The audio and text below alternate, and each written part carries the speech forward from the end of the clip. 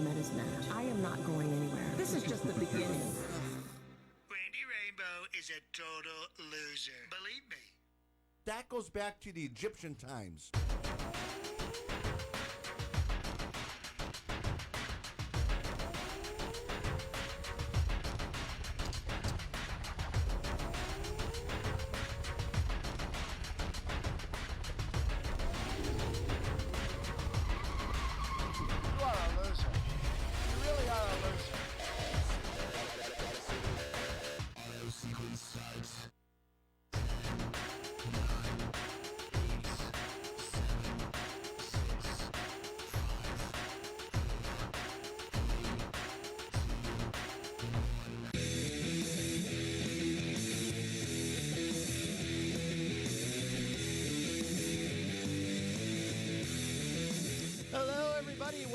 It's that time again.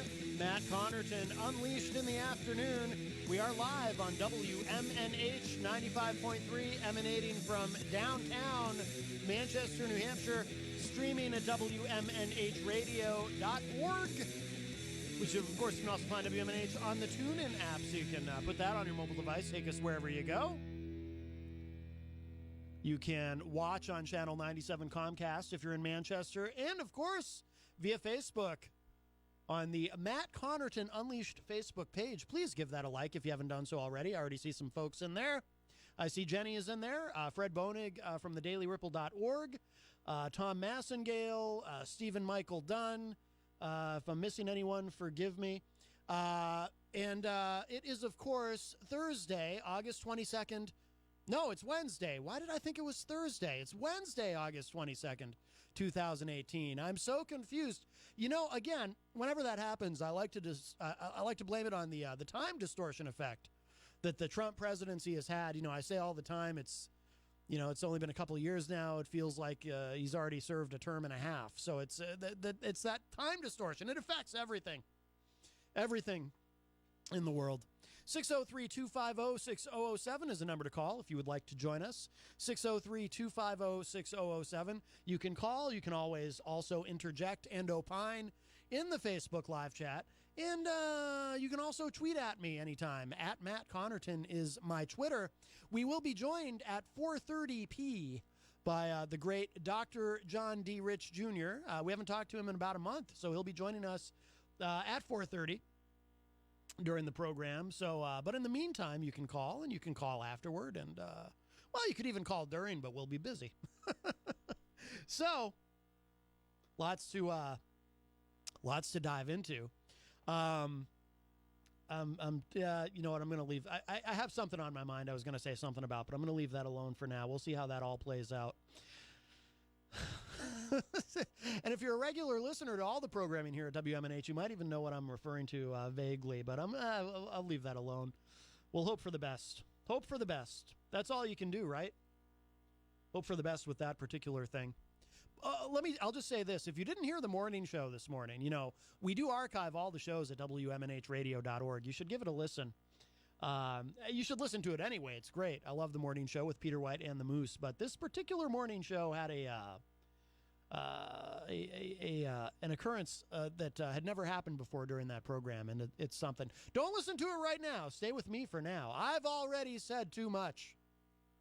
Well, there really is no saying too much. It's a matter of public record. You can just listen to it or watch the Facebook Live video anytime you want to. I'm just saying, please try not to do it right now. I was listening to it while I should have been doing my show prep. But, of course, it has been awfully busy in the world of politics, has it not? You know, I decided to share something. I want to take a moment. You know, Michael Cohen, of course, he has fallen on his sword in a way, has turned himself in. So we have Cohen, as Cenk Uygur would say of the Young Turks, down goes Cohen and down goes Manafort. But I want to take a moment because Michael Cohen, during the 2016 campaign, he really did bring us some great moments, didn't he? I want to share consider this a tribute to Michael Cohen. I want to share with you my personal favorite moment, my favorite Michael Cohen moment that occurred on cable news during the Donald J. Trump 2016 presidential campaign, and here it is. You say it's not a shakeup, but you guys are down, and it makes Says sense who? that there would... Says who? Polls. Most of them. All of them? Says who? Polls. I just told you. I answered your question. Okay. Which polls? All of them. Okay. Okay. That is my favorite Michael Cohen moment. There you go. My tribute to the great Michael Cohen, who so what's the word I'm looking for? Ably? Memorably. Let's go with that. Who so memorably represented his employer, his candidate, his close personal friend, Donald John Trump. And why wouldn't they be close friends? And why wouldn't Michael Cohen represent him and be responsible for not only representing him legally and in certain matters, but on cable news, advocating for him? Why not? Donald John Trump told us during the campaign that he was going to be surrounding himself with only the best people. And wow. Yes. Now, Michael Cohen, of course, is not on Donald Trump's list of quote-unquote best people. He's had disparaging things to say about Mr. Cohen, just as he's recently had disparaging things to say about his protege, Omarosa Manigault Newman. But he has wonderful, glowing compliments for another individual who also went down this week, and that, of course, is Paul Manafort. His fate sealed. I mean, he still has some counts against him that he has to go through another trial and whatnot. But regardless, I mean, they might as well just call the other thing off, right? I mean, he's going to prison for the rest of his life, regardless, just based on what they have now. He's never getting out unless a certain individual decides to issue a pardon, and Trump may be sort of telegraphing that that's exactly what he plans to do, because he's saying very nice things about Paul Manafort, saying what a good man he is, and how this is unfair, what happened to him, and he's not the only one, by the way. For example, earlier this afternoon, I had as I was driving, I had another station on, another station in this market here in the Queen City. I won't. I mean, they're not in the Queen City, but they're in the area that we get them here. I won't say who it is, but let's just say it's a certain station that I believe one of their one of their affiliates used to be able to buy flowers at. Well, we'll just put it that way. Anyway, a few of you will know the reference, but on this particular station, there was this conservative talk show host, and I don't know who the guy was. I think he was filling in for Laura Ingraham. And on this particular show, whatever show it was, and he was talking with Ann Coulter. And Ann Coulter, of course, her position is, well, of course this is all just a witch hunt, and it's so unfair. And she was backing up what Trump said. Oh, it's so unfair what happened to Manafort. I mean, tax evasion, come on. And she talked about, she referenced a book that I'm familiar with. I think it's called 3 Felonies a Day, if I remember correctly. I forget the name of the author, but it talks about how, most Americans commit crimes that they don't even realize are crimes as they're committing them, because you can't possibly know all the laws. And, sometimes people will say, well, the law, ignorance of the law is no excuse, right? We've all heard that expression, ignorance of the law is no excuse. But of course it is, because we have laws on top of laws on top of laws in this country. And you can't possibly go through the day knowing every single law, and then the average American commits 3 felonies a day and doesn't even realize it, etc. So she was trying to apply that defense to Paul Manafort, essentially saying, well, so he's convicted on tax evasion, but you can't really blame him. He probably didn't know that what he was doing is illegal, and he's probably a great guy, and Trump's probably right, and Trump should pardon him, and this and that. And it's like, she just so easily excuses away everything. But I understand. I mean, the right has to figure out a way because they got to hold on to this witch hunt narrative, right? This idea that, oh, it's all a witch hunt. And it's like, it's like Joe Scarborough said recently. Here's something. One of these witch hunts where you just walk out of your front door and all the witches are just landing in your front lawn. Right there in the yard. I quoted Scarborough the other day to Hopwood on the show, and he thought that was quite funny. Yeah, it's some witch hunt where you've got all these convictions and cooperating witnesses and this and that, and it's all just a witch hunt. Nothing to see here. And like I've been saying too, and even Trey Gowdy, I think I mentioned it yesterday on the show, even Trey Gowdy of all people said, if the president's not guilty, he should act like he's not guilty, but he doesn't. And I don't think Trey Gowdy thinks that Trump did anything wrong, but have you ever seen anyone act so guilty?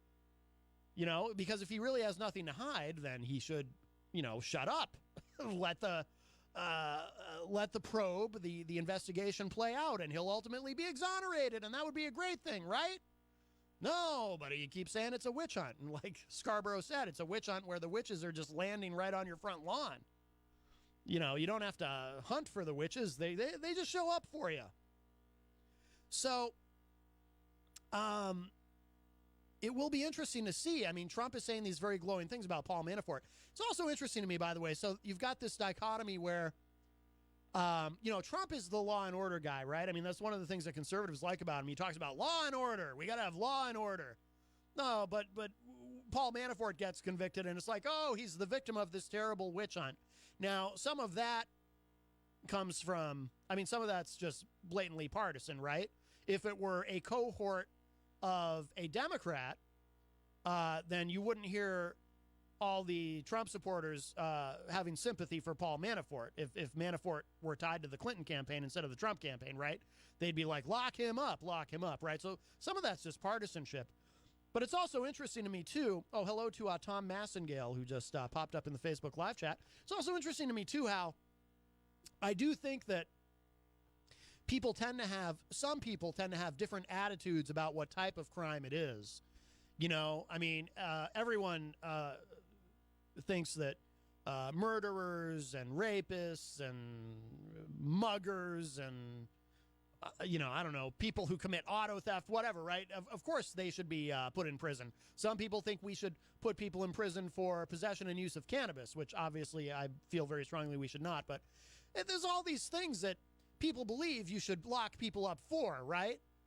But when it comes to white-collar crime, partisanship always enters into the equation, So now you've got Trump and other people who are acting like, oh, no, Manafort's a good man. He may be a white-collar criminal, but he's a good man, and he didn't really do anything so wrong, and it's such a disgrace that he's being sent to prison, Because when it comes to white-collar crime, it's, if you like the person, and by the way, this is one of the reasons why I insist on being an independent, because it's not just, obviously Republicans are going to say that about Manafort. Oh, it's so terrible what happened to him, right? Because he worked for Trump and he worked for McCain in the past. But you'll see the same things. Like I remember when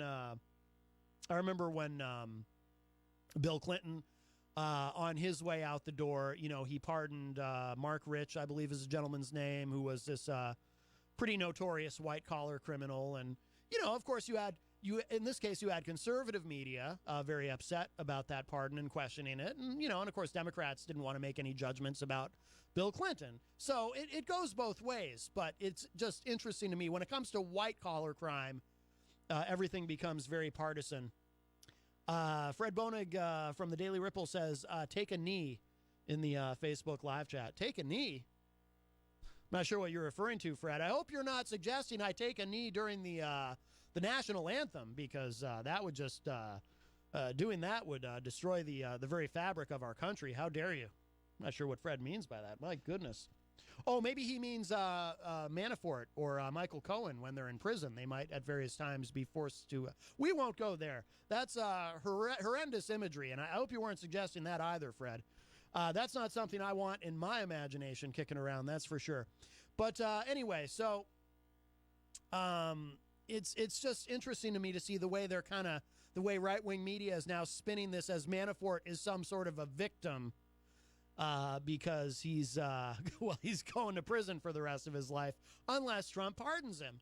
And it's almost like they're kind of, they have to kind of prepare everybody for if Trump does pardon him, which I don't think Trump will. My gut says there will be no pardon of Manafort yet. Now, that doesn't mean that there won't be eventually, but I don't think there will be one right now.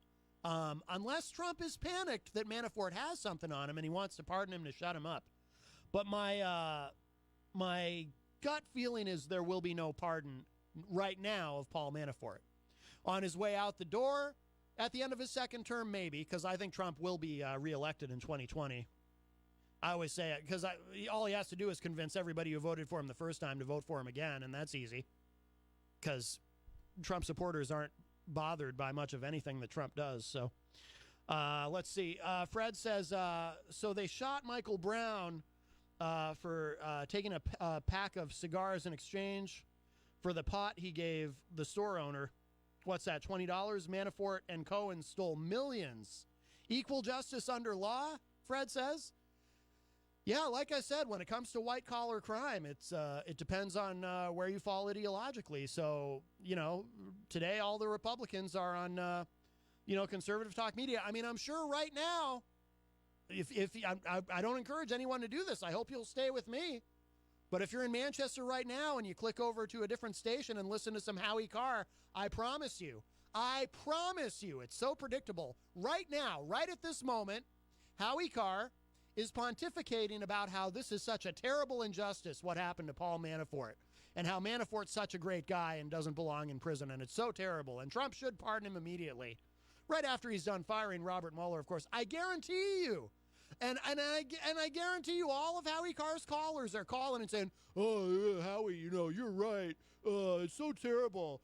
Paul Manafort's probably a really great guy, and this Mueller probe it's all a witch hunt. All these people who are getting in trouble, they're actually, except Michael Cohen. Trump doesn't like Cohen anymore, so yeah, Cohen sucks, and Omarosa's a dog, but Manafort's great. I hope Manafort gets a pardon and then gets a job in the White House because he deserves it with all he's been through. I guarantee that is happening right now on the Howie Carr show. I know it is. I know for a fact that it is. So, anyway. And then, of course, but the bigger question is, how do they, because they've got to figure out some way to blame this all on Obama. No, I'm kidding about that part. No, that used to be, that would have been more of a joke a few years ago, but no, I'm kidding about that. But anyway, so it will be fascinating to see what happens next. Now, I will say this. I have some, a little bit of constructive criticism for those in the more liberal-minded zone of the media, and I'm talking specifically about, well, to a lesser extent, CNN, but largely MSNBC, because they are the liberal cable news network. Lots of coverage, as one would expect. They're all just breathlessly talking about how this is the big turning point. This is the turning point in the Trump presidency. This is the beginning of the end. No, it ain't.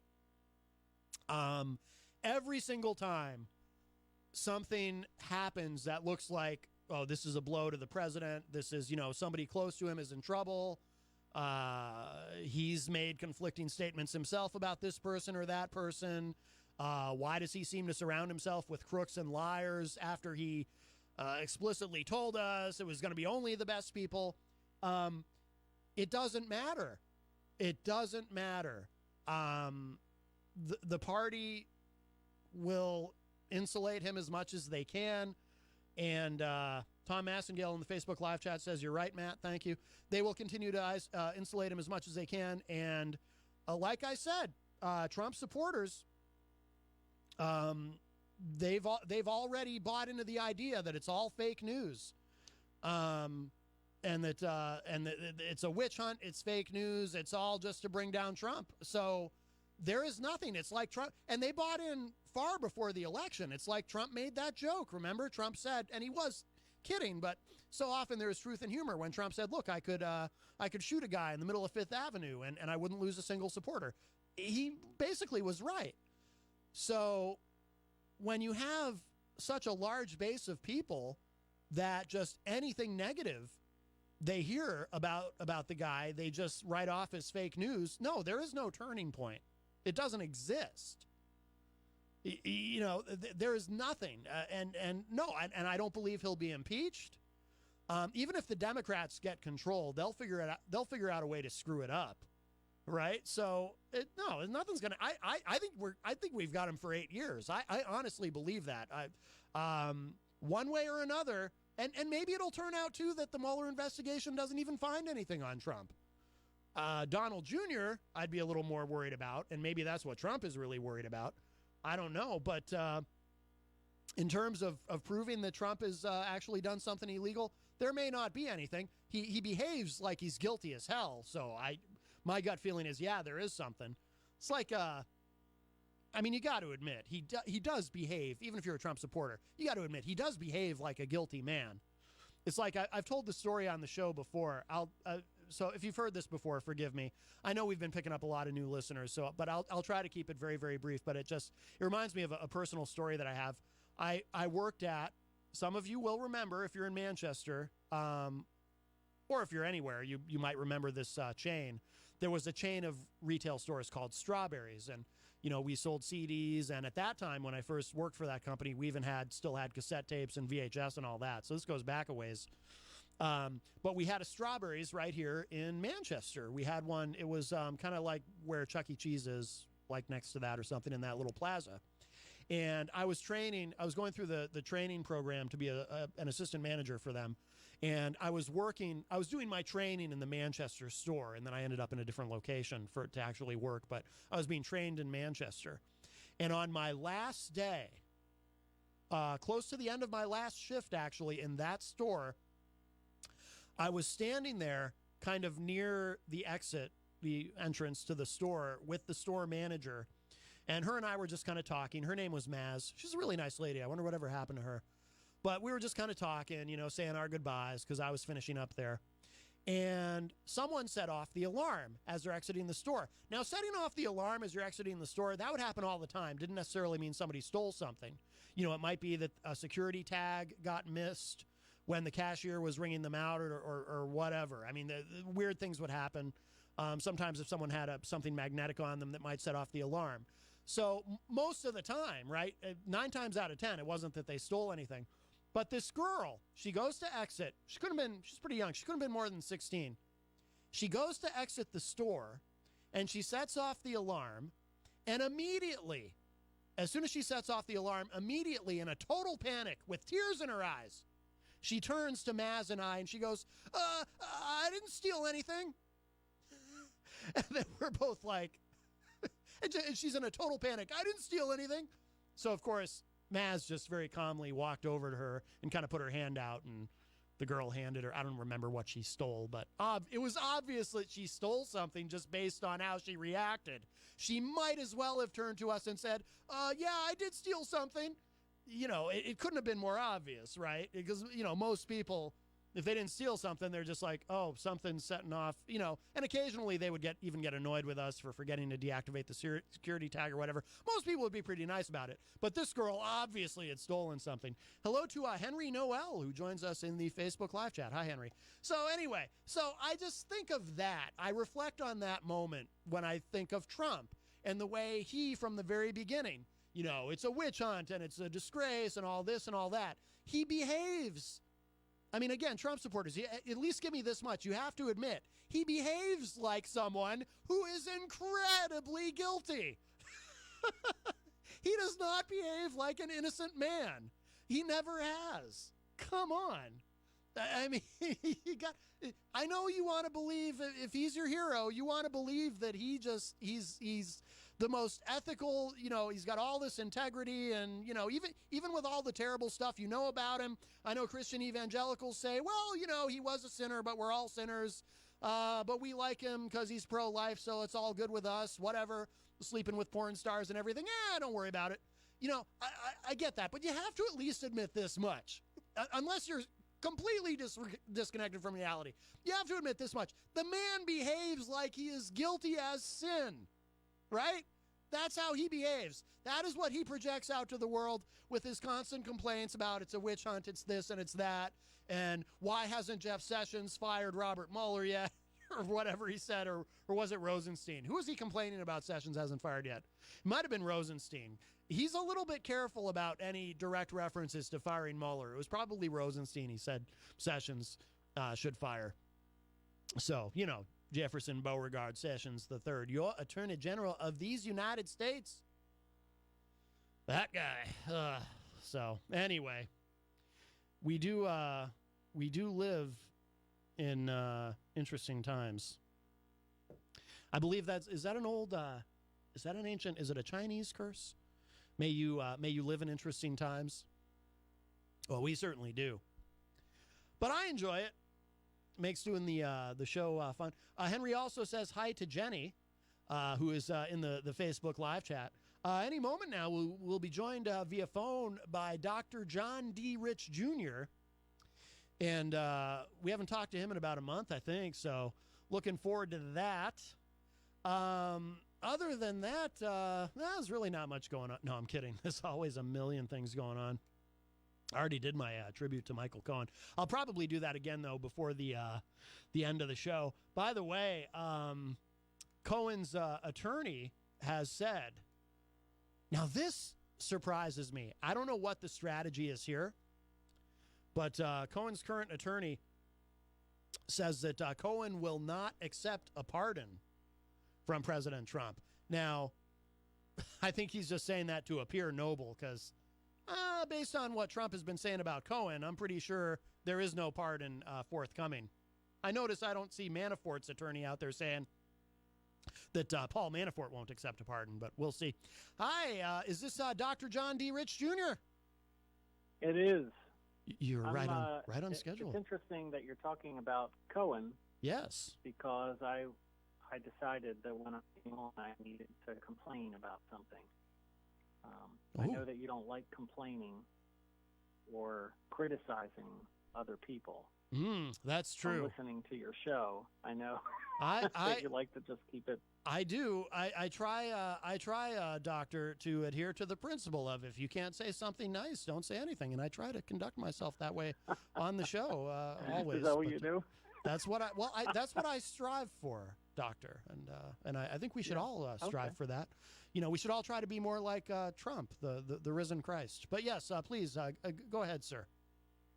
Well, this is what I want to complain about. That is that I saw on the news Michael Cohen's attorney is going around talking about all that's happened in the past 24 or so hours. Yes. And that he's pitching, Michael Cohen has a Fund Me page where people like you and I can contribute to his legal defense fund. Oh. And says who? Yeah, did you know that? I did not know that. Will you be contributing anything, sir? I will not be contributing. I would like them to give me some money for having to listen to that. I'm holding back the words that I would be able to say on my own radio show, but cannot say on your radio show. Right. Says who? Because the fact that this person has committed multiple crimes over and over again and then got caught, and now I'm supposed to feel some kind of sympathy and contribute to his coffers. I just don't understand. I mean, I've been told in my life that I have large testicles. I don't know if you know that about me. I did not. I haven't heard that, Dr. Rich. Perhaps I'm not spending enough time online. I'll send you a picture. That's quite all right, sir. Yes, I believe my spam folder, I have certain settings that will cause a problem for us. So, yeah. Well, but that takes some very large, some cojones, as they might say, south of the border. Crazy. Well, let me ask you a question, though, Doctor. Would you not feel differently about Mr. Cohen were he more the, shall we say, paragon of virtue that we see in a man like Mr. Paul Manafort, who is pure as the driven snow and has clearly not done anything wrong and is the victim of a terrible witch hunt If only Michael Cohen were more like Paul Manafort, might you then want to contribute to his legal defense? I actually feel worse for Manafort because Manafort is accustomed to a certain lifestyle, and now he's having to scale it back, and I know how difficult that can be. Yes, that must be terrible for him, especially with his beautifully coiffed hair. You know, he always reminds me when I look at him, he looks like a villain from a 70s cop show. Like, I can imagine Starsky and Hutch busting into a room and saying something like, "Time's up, Manafort," or something like that, which would just be terrible. That would be good. That would be good. Yeah. Yeah, well, the poor guy, I mean, he's lived his life at a certain level. Yes. And now he can't even appear clean shaven in the photos that they're taking. Says who? Well, that's true, yeah. It's quite an injustice. So anyway, I find it incredibly. I feel like the average person, the kind of people that you and I interact with on a regular basis, the average person would have too much shame around being arrested for the kinds of crimes that Cohen has been accused of. Well, to go around and ask people to contribute to his legal defense fund. Well, oddly enough, though, I've never even been in a position where I would be, where that type of opportunity would be available to commit these types of crimes. I mean, for one thing, I'm not. Nobody's even come up to you and said, "Hey, Matt, would you mind paying this porn star for me? Right. And then I'll reimburse you, not just 130. I'll give you 460. You come up with 130, and I'll give you 460. Have you heard that? Yeah, I never That's have. how he got paid back. I mean, you know, now granted, there could be opportunities like that I've had that I don't even realize, because I will freely admit I'm a little bit negligent about checking my LinkedIn account. So there might be something in there that I'm not even aware of, you know, so I need to do a little bit better. I got to find the password for that. But no, to date, no one has asked me to pay off a porn star for them. Well, let's just put it out there, just in case there are people out there who need somebody to pay off a porn star for them. Mm-hmm. If someone offered you, if someone said to you, if you're willing to pay this person $130,000, I'll turn around in a month's time and give you $460,000 in order to influence the upcoming election. Would you do it? Is that something that you would do? I think so. Yeah, because I think so. Well, the thing is, I'm not great at math. I'll be the first to admit it. I failed college accounting the first time I took it, but based on my limited understanding of numbers, that sounds like a good deal. I think that'd probably be a good career move. 130 to 460 in 30 days. That is pretty good. I mean, that looks good on a balance sheet. On the P&L, that looks pretty good, I think. Okay. And Jenny, you think Jenny would be okay with that? Be like, hey, don't pay any attention to that $130,000 check I wrote the porn star. It's nothing. It's not what you think. Right. Well, I mean, I'm sure she would understand that, you know, it's just business. It's, you know, I'm just trying to take advantage of the opportunities as they're presented to me. And, right. You know, obviously the universe would be directing me to do that. The universe, yeah, that's true. And what if it's the universe? And here's the thing: what if it's for the greater good? What if it's to protect a great, great man, a paragon of virtue himself, even beyond the level of Paul Manafort, a great man like Donald John Trump? Would I not then feel compelled to help and drop off that check? Oh, I think I would. Oh, I think I would. Well, for the benefit of the country and all humankind. You know, it's similar to the question that they ask people who are pacifists. You know, that if you could go back in time and you had an opportunity to assassinate Hitler, yes, before he committed all his crimes, would you do it?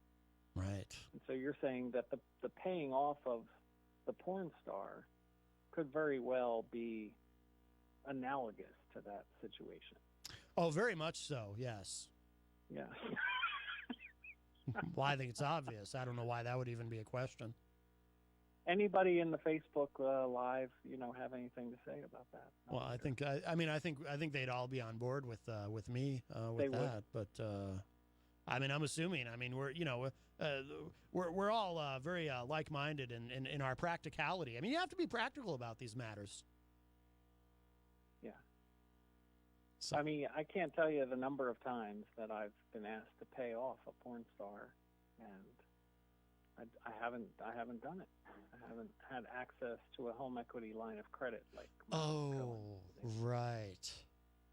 Yeah. See, well, that's the problem. That would be an issue for me as well, actually. Yeah. So I would need a little bit of a different arrangement. But I don't know. I mean, is it a standard thing? You have to. I don't know much about this paying off of porn stars. Is it that you have to mortgage a home to do it? You can't just like the person asking you can't just advance you the money and then not or I guess through some complicated arrangement pay you back later. I don't know. I don't know the mechanics of it. I mean, I think the key is that the person who really wants to pay the porn star can't be attached to the money in any way. Right. There's got to be a period of time between the payment and the reimbursement so that it looks like it's something entirely different. See, this is all beyond me. This is why I failed college accounting the first time. They didn't put this on. Did they put this on the exam? They did, and I got it wrong. Bernie Daniels approaches. Yeah. Yeah, I got it wrong. I wish I had talked to you first. I would have had a clearer picture of how this works. Well, let's just make a commitment on the air that if either of us is ever in a situation where somebody needs us to pay off a porn star, that you and I will work together. Maybe we can create a Fund Me page. Well, that's a good idea. Where we can raise money from, like, the people who listen to you on the radio and, maybe Jenny's network or something. We can just reach out to people and say, if we can just get, 130 people to all contribute $1,000. And then we would be able to save this great democracy that we have here. Well, yeah. Well, of course. I mean, we'd be doing it for America. Yeah. It would be a patriotic duty. Yes. We could, we'd need maybe a picture of a porn star, wrapped in something patriotic or something. It'd be right. Really kind of. She'd have a flag song on or something. Yes.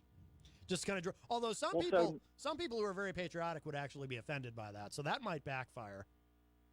Yeah, that's interesting, right? Because back in the 60s, when Abby Hoffman wore that flag shirt, everybody called that unpatriotic. But now you go to 4th of July parades and you're surrounded by people in flag shirts. Right, yeah. Yeah. Now it's patriotic to wear a flag shirt.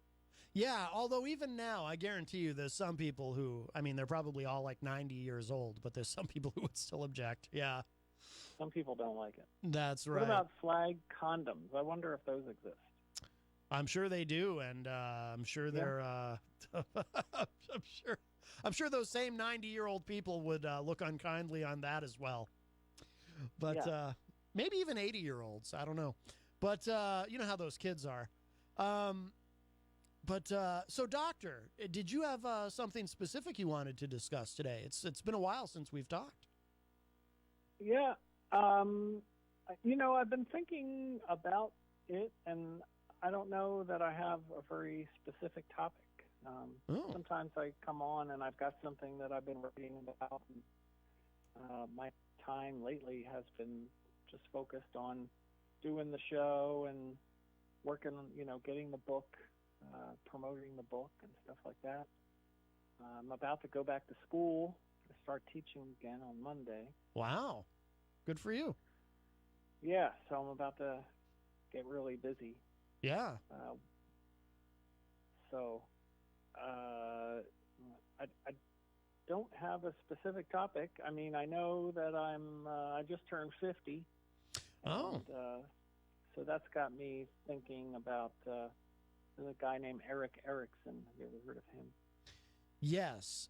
He is if I'm thinking of the right guy, He's a columnist, right? And he's a never Trumper, if I'm not mistaken. No. All right, I'm thinking of the wrong guy. That's not, All right. no. Eric Erickson was he was a disciple of Freud's. Oh. Ago. And he created a bunch of stages, like life stages that people go through. Oh, I gotcha. Okay, and Eric Erickson stages. Right. The Eric Erickson I was thinking of spells it with the C at the end of Eric, but you're talking about Eric with a K. Yeah. Well, since I'm a psychologist, I'm trying to get us back onto that topic, I guess. Ah, yes. I have to admit, I was puzzled as to why you were turning 50 made you think of Eric Erickson, the columnist for RedState.com, but. Yeah, that didn't make any sense. But I did start off, with the topic that I started off with.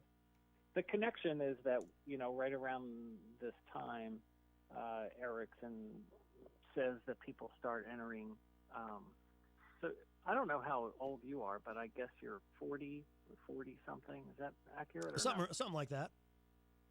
Okay.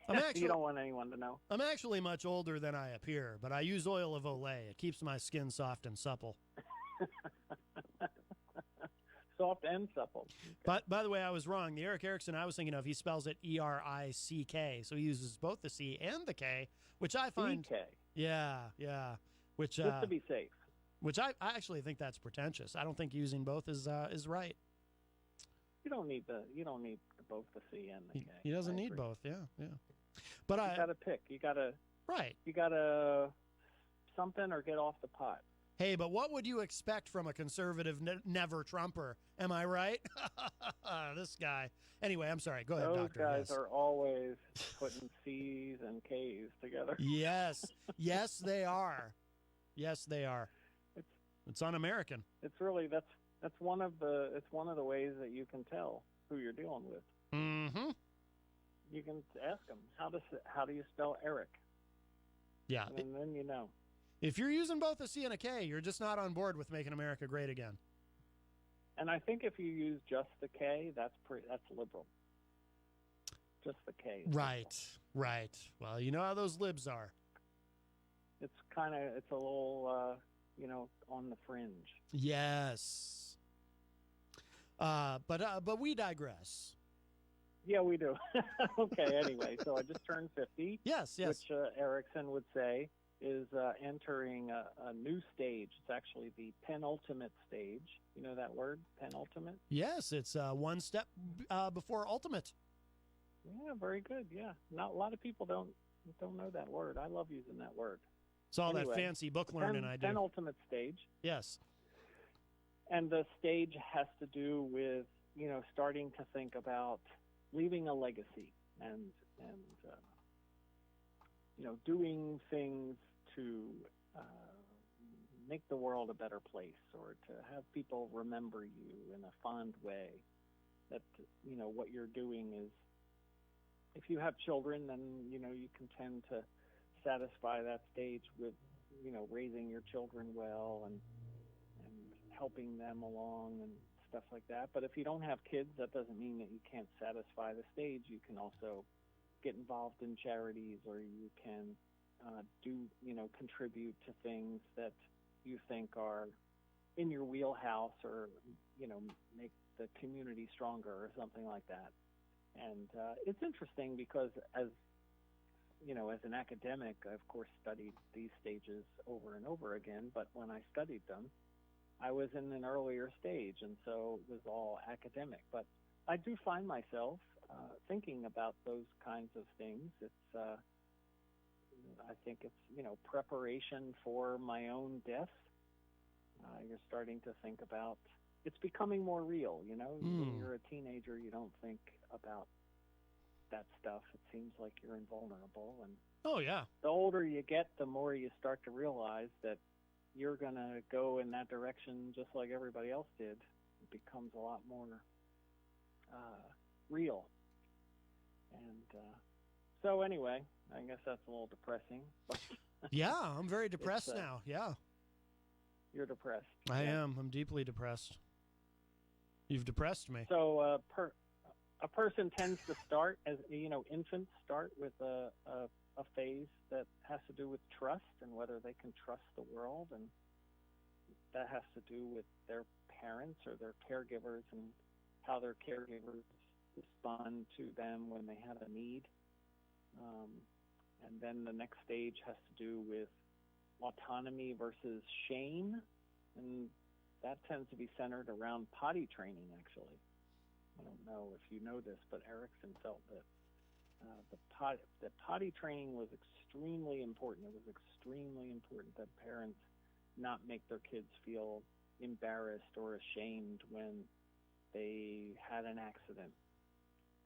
They have to give them a lot of room to learn how to control their bowels.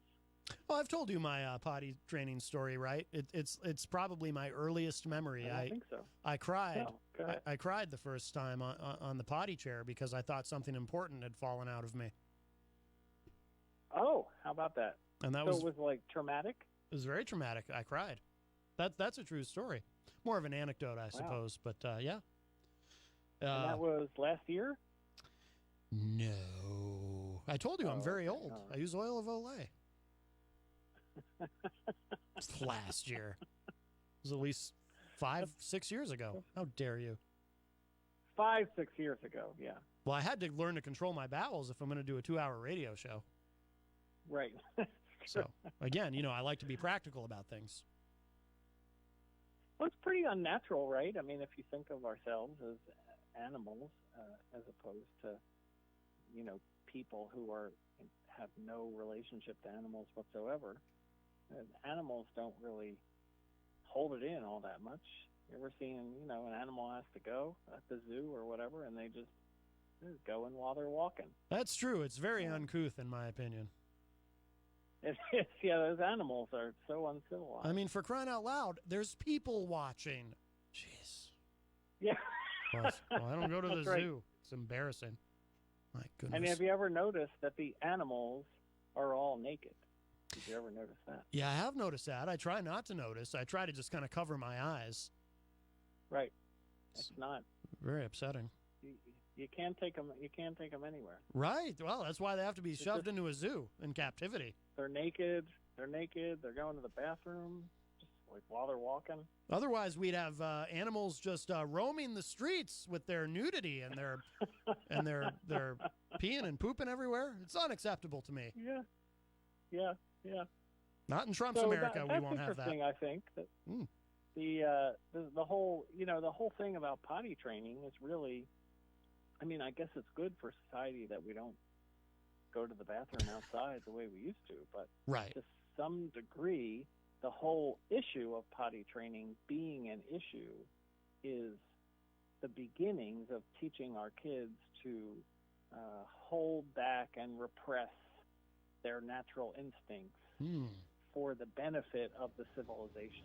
That the civilization is always requiring us to give up some of our freedoms and to give up some of our desires in order that we can all live in a way that is more harmonious for the group. I hate to say it, but you're starting to sound a bit socialist. All this, this for the group. I don't know that I'm talking about that. I'm talking about, for example, Freud would say that, if everybody is honest, if the listeners out there are honest right now, they've all had an occasion or two where they fantasized about committing physical harm against somebody that they were angry at.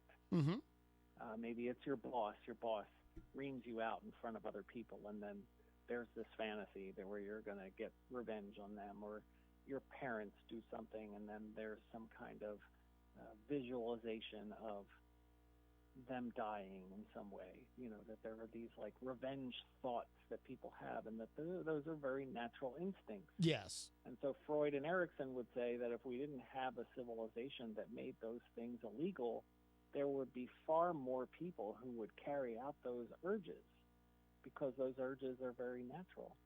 That we need laws to keep people from doing what their instincts would normally tell them to do. When there is a high level of emotion about something, some people are not going to hold back and censor themselves.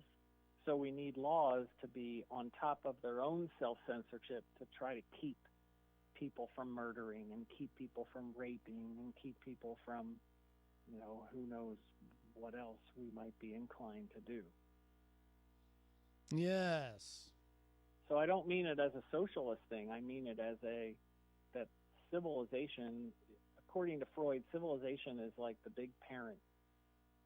So our parents are, when we're being raised, our parents are telling us not to do certain things. We get angry and we hit somebody. Our parents punish us.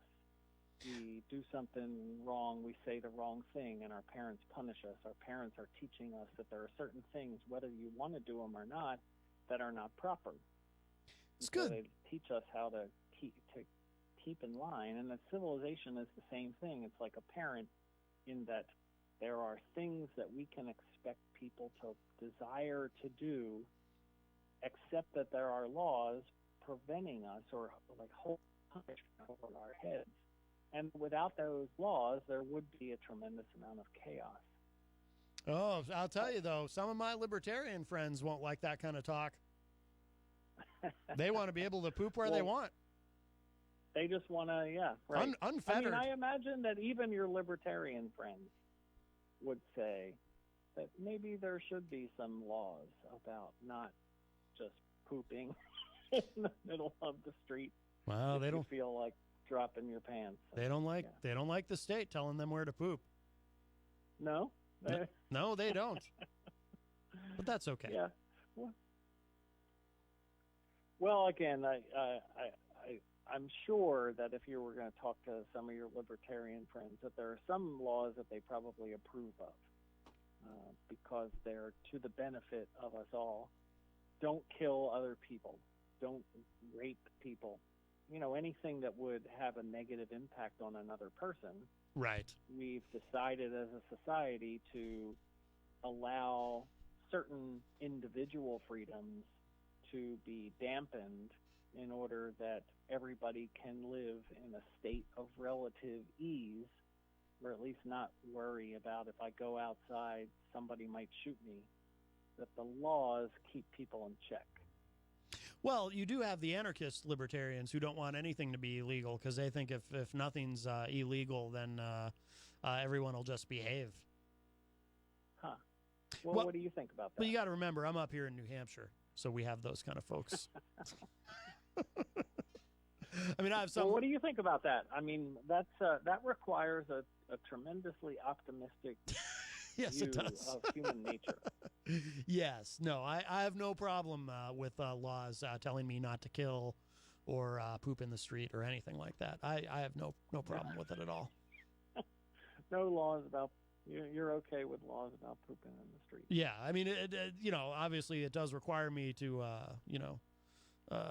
kind of resist whatever urge I may have to do that. But, but I do it. I suck it up for the good of humanity. You're willing to do it. You're willing. Yes.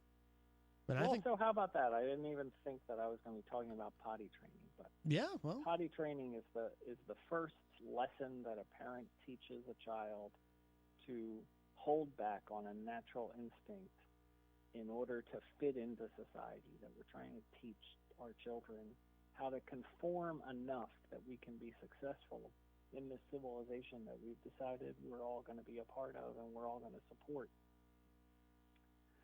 And it inevitably, according to Freud, creates a resentment toward the parent. That we appreciate what the parents are doing, and yet at the same time, there's a part of us that resents our parents for telling us that we can't do certain things. Right. When we're young. Right. Nobody likes to be told what to do. Yeah, that's true. Huh. So there you go. There's your lesson for the day. See, and I've never really had thought about it that way because I deeply resent my parents, and now I know why.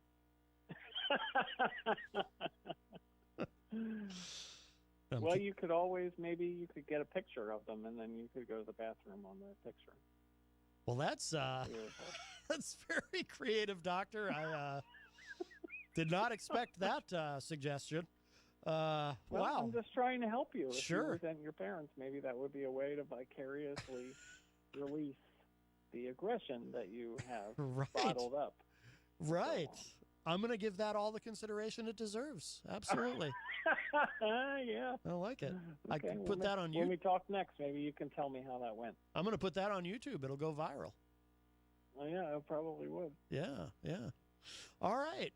Well, Doctor, before we let you go, we got to plug everything you got going. You got the book. What's up with the book? Obviously, the last time we talked, the book was out and available, right? Yeah, so the book is being promoted right now through a website called Indiegogo. It's like a pre-launch. But sometime in early September, like within the next week or two, it's going to be up on Amazon. Okay. Available. Excellent. I also have copies of the book available, and people can buy them directly from me if they would like. They could just email me at it's info@drjohnrich.com. And that's connected to my website, drjohnrich.com. And then, of course, I have the podcast that the great Matt Connarton has offered me. And just today, here in my house, I had a woman, her name is Carrie Evelyn Harris, and she is running for Senate here in Delaware. Oh. It's what people in media, I think, call a get, right? Isn't that what they call it? A get. A get. Like, it's the Yeah. biggest get I've ever got for the show. Very It's nice. A person who has some acclaim and a lot of followers, and I've never had a political person here on the show, and we had so that's going to be on the show next Friday, that conversation that I had with her. Yeah. And she's, what is she running for again? She's running for U.S. Senate against the Okay. incumbent here. His name is Carper. Okay. I'm here in Delaware. Yeah. And what makes her especially interesting is that she has a whole bunch of things, demographic markers about herself that even 20 years ago would probably make her an impossibility. Really? So she's a woman, which by itself wouldn't have done it. But she's also biracial, and appearance-wise, she looks black. But her dad was black and her mom was white. So you got what somebody, like visually you would think there's a black woman, and then she's also a lesbian, and like full on, like not holding it back, out of the closet, proclaiming herself in that way. Yeah. So she's making a run. I don't know if she's going to win or not, but it seems like across the country there are a number of people who are much more progressive than what we've been used to and have characteristics that you don't expect in a candidate, or Right. at least in a viable candidate, who are really making a good run for it. So it's pretty interesting. It is, yeah. It seems to very much be the trend. And your show, by the way, and it's called Dr. John's Neighborhood. You can also now get it on Spotify, and it's been on iTunes for a little while. How about that? Yeah, yeah. That's because of you. Well, You're out there. I may have You're helped. getting me all over the place. Well, you know what it is. It's your appearances on this program. You got the Matt Connarton Unleashed bump. Yeah. That's what they call it in the radio industry. I've heard of that. I've heard of the bump. Yes, there you go. There you It's go. the latest dance craze, isn't it? I don't know. I don't dance. You know why I don't dance? Do you remember that? You remember The that in the bump? 70s? The That's- bump? Like where people just stand next to each other and bump their hips against That each other? really over and over again? that sounds rude. You could hurt somebody doing that. You could knock someone off of a sidewalk or something. That's terrible. I think glad there should be a law against that, don't you think? there should be a law against that. Now, my libertarian friends won't like it, but I think there should be a law. I think even the anarchist libertarians might agree with that statement. I think that they might. They might go with that law. They could be persuaded, yes. If they care at all about the rest of humanity, yes. I think they would sign on to that. And your column, of course, is that still running in Manchester Inklink? I mean, yeah, it's up. I haven't contributed it I haven't contributed to it for a few weeks, but it's still there on Manchester Ink Link. Very good. Yeah, I've been really pulled in a lot of directions, and I haven't done as much writing. But now that I'm going back to school and my kids are in school, I'm going to have time to devote to that again because they're in school. They don't require as much from me when they're there because they're being distracted by education. Yes. Education is a distraction. That's why I avoid it.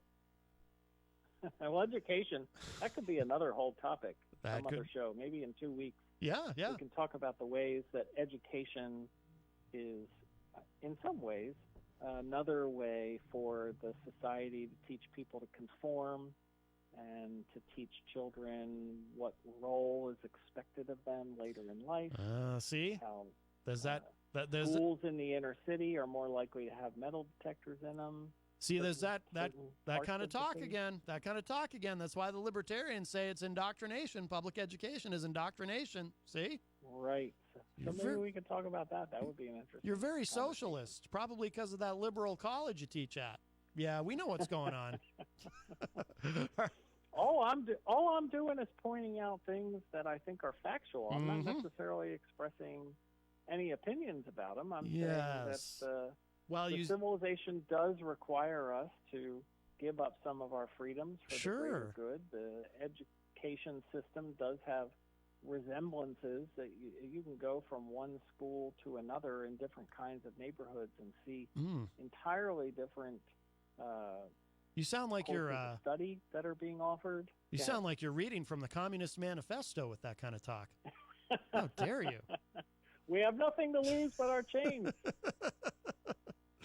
All right. Well, on that note, Dr. John D. Rich Jr., thank you so much for the call, my friend. We'll talk to you in a couple of weeks. Always a good time.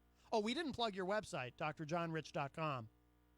I did say that, yeah. And I'm going to put a button on the website where you can contribute to Michael Cohen's defense fund. Oh, please do, yes. Although I'd rather see a button there for Paul Manafort, some kind of support mechanism, because he's a great man, as we know. It's terrible what's happening. I think it'd be better to have a button where people could contribute to Stormy Daniels' website, or I think what's the other, Karen McDougal. What about those two? They probably have less money than Michael Cohen does. Yeah, but they're I mean, you can Google them, and then or you can Google go to Google Images, and better yet. But all right, on that note, Doctor, we will let you go. Thank you so much for the call, my friend. Okay. All right, take care. Talk Bye-bye. to you in 2 weeks. All right, sounds good. Bye-bye. That was Dr. John D. Rich Jr. Check out his website, drjohnrich.com. It's just DR, not doctor spelled out. It's a little bit past the top of the hour, so we'll take a break in a moment. I do want to say hello to, Kevin Buckley in the Facebook Live chat. Says, I was listening this morning, and Peter White was being an a-hole and a bully to Moose. Well, I did hear that there was an angry moose running rampant this morning on the morning show. So I'm gonna take a listen to that afterward. Hello to Christian Cunard in the Facebook live chat. Says hi, Matt and Jenny. Ed Murphy is also in there. Hello to Ed. So we'll take a quick break. I am going to have to kill the audio going to the Facebook live feed for a few minutes because I'm going to be playing some copyrighted music, and we cannot allow that to go over the Facebook live feed, or I'll be in Facebook jail. And we all hate that. I've never been in any kind of jail. I always say, if you check my criminal record, I'm so clean, I'm boring. But I don't wish to be in Facebook jail either. So, of course, you can hear everything if you're listening online at WMNHradio.org. So you can always listen to the live stream there, but still participate in the Facebook live chat. So I will say goodbye to you folks for a few minutes.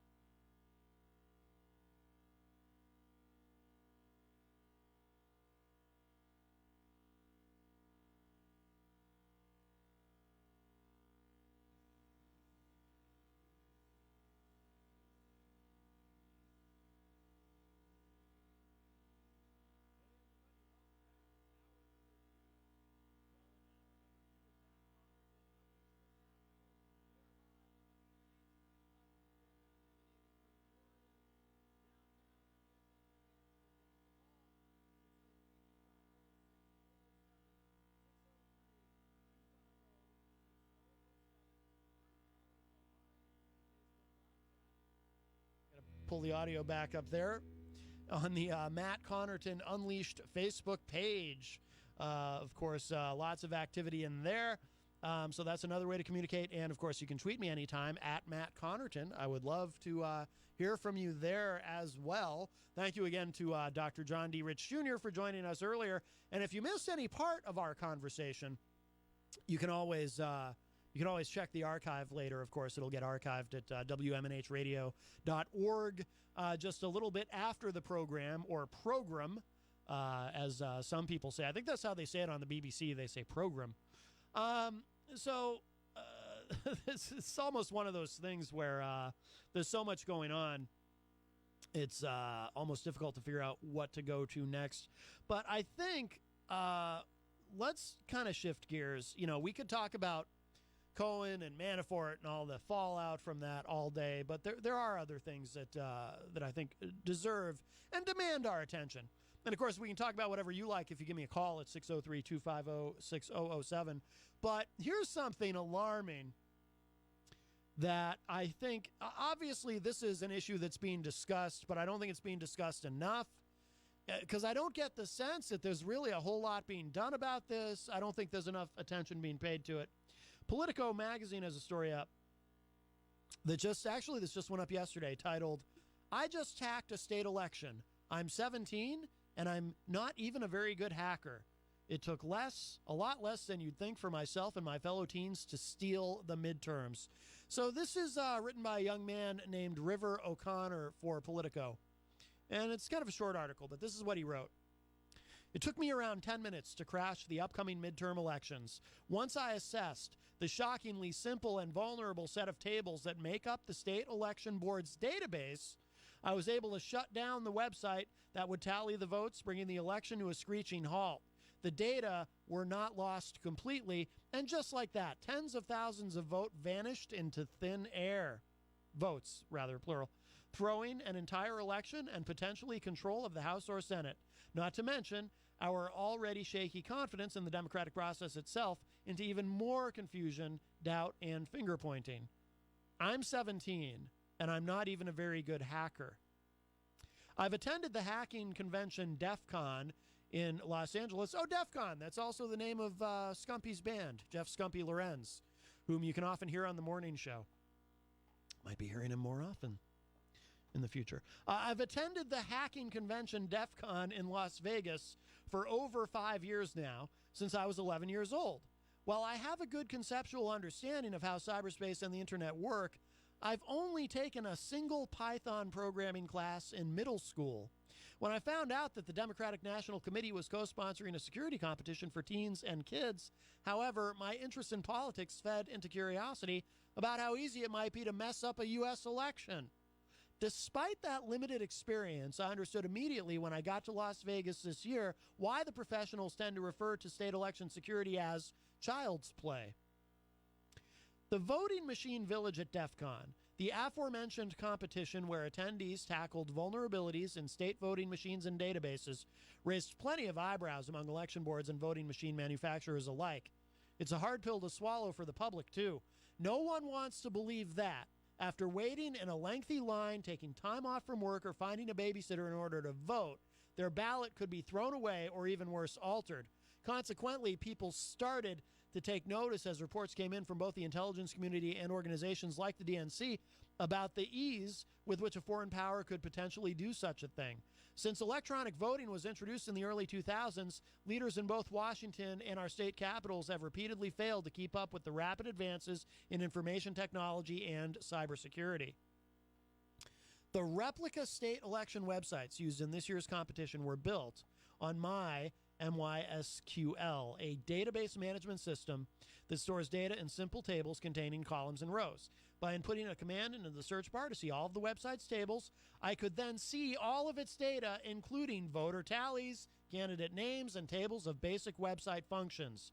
Once someone has that kind of access, they can do plenty of damage. First, the organizers instructed us to double candidates' vote tallies. Then, with the assistance of volunteers, some of us easily changed the names of candidates or even their parties, or inflated the vote tallies to ridiculously high, Putin-esque numbers. And by the way, so for anyone who doesn't know, that reference to Putin-esque, that refers to, of course, remember Vladimir Putin recently, quote unquote, won re-election in Russia.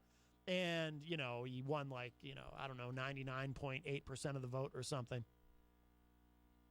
And it also helps that he murders his opponents. That kind of gives him a little bit of an edge. The entirety of the hacking came down to entering no more than 2 lines of code. The first to display all columns and rows for the site, the second to alter the vote tally. Of the few dozen participants, most completed the very simple hack assigned by their instructors. Wow. About a quarter figured out how to rename or delete other candidates and their parties from the list. But even after doing something as relatively tame from a computer science perspective as messing around with the few numbers, I wanted to see how much damage I could do without the competition's instructions or staff assistance. And then this goes on. I don't want to go through the entire article. That's about half of it. If you want to read the whole thing, it's up at Politico. I don't want to linger on it too long because I think you get the point. But the point is this.